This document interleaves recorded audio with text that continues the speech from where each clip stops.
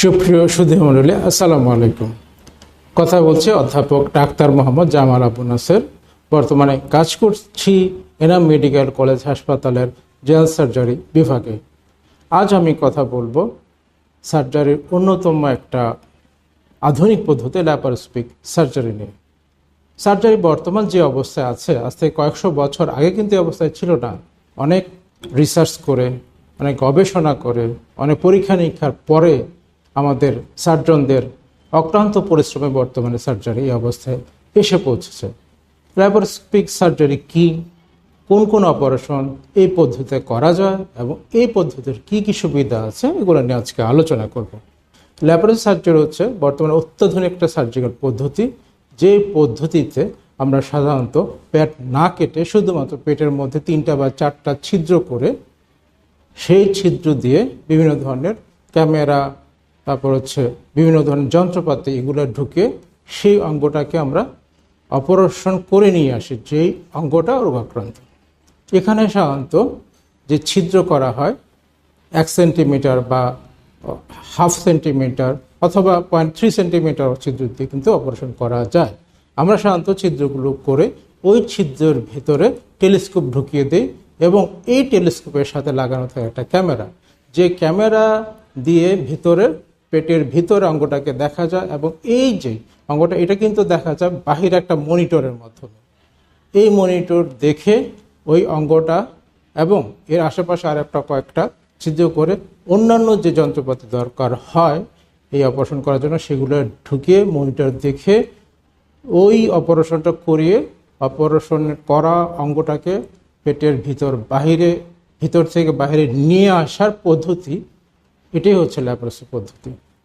বর্তমান বিশ্বে সারা দেশেই সারা পৃথিবীতে কিন্তু ল্যাপারোস্কোপি সার্জারি হচ্ছে বিভিন্ন অপারেশন, এবং আমাদের দেশ কিন্তু পিছিয়ে নেই। আমাদের দেশও ল্যাপারোস্কোপিক সার্জারিতে বিভিন্ন অপারেশনের অনেকে এগিয়ে গেছে।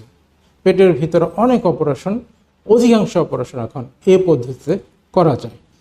তো আমাদের জেনারেল সার্জারিতে আমরা সাধারণত যে অপারেশনগুলো বেশি এই পদ্ধতিতে করে থাকি সেগুলো হচ্ছে পিত্তথলির পাথর, এছাড়া পিত্তথলির ক্যান্সার বাদে অন্যান্য যদি অসুখ বিসুখ হয়ে থাকে, অ্যাপেন্ডিসাইটিস বা অ্যাপেন্ডিসাইটিসের বিভিন্ন ধরনের জটিলতার অপারেশন, এছাড়াও হার্নিয়া, বিভিন্ন ধরনের হার্নিয়া, যেমন ধরেন পুচকির হার্নিয়া, তারপরে নাভি এবং নাভির চারিপাশের যে হার্নিয়া, অথবা উপরের পেটের হার্নিয়া, অথবা আগের কাটা জায়গায় যদি হার্নিয়া হয়ে থাকে সে হার্নিয়ার অপারেশন, এগুলো কিন্তু আমরা ল্যাপারোস্কোপি পদ্ধতিতে করছি।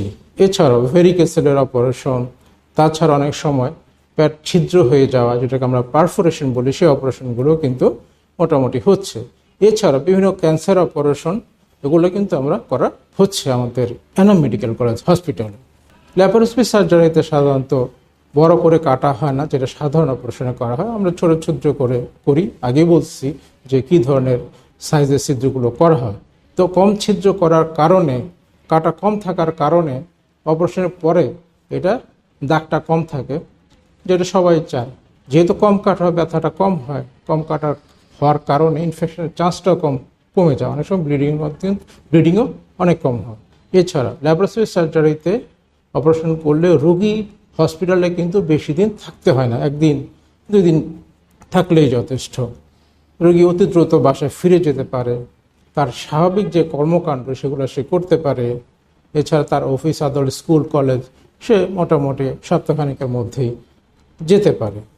এই জন্য দেখা যায় যে ল্যাপারোস্কোপি পদ্ধতি অত্যন্ত জনপ্রিয় পদ্ধতি বর্তমান বিশ্বে, এবং আমরা এনাম মেডিকেল কলেজে নিয়মিতভাবে এই সার্জারিগুলো করে যাচ্ছি।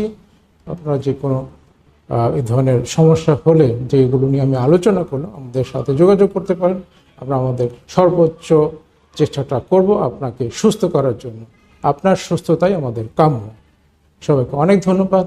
আবার দেখা হবে অন্য কোনো ভিডিও। আসসালামু আলাইকুম।